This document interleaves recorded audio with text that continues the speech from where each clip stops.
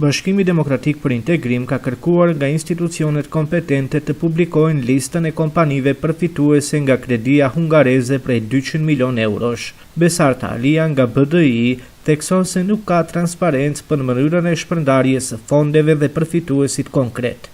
Duke u bazuar në të dhënat zyrtare të Entit Shtetëror të Statistikave të Maqedonisë së Veriut, informojmë qytetarët se prodhimi industrial ka shënuar rënje drastike prej 9.4% krahasuar me janarin e vitit paraprak.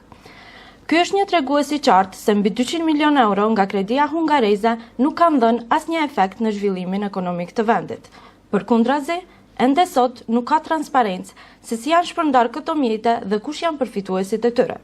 Për më tepër, të dhënat tregojnë edhe një rënje prej 3.6% të numrit të punësuarve të sektorit industrial, një sinjal alarmi për ekonominë dhe për standardin jetësor të qytetarëve.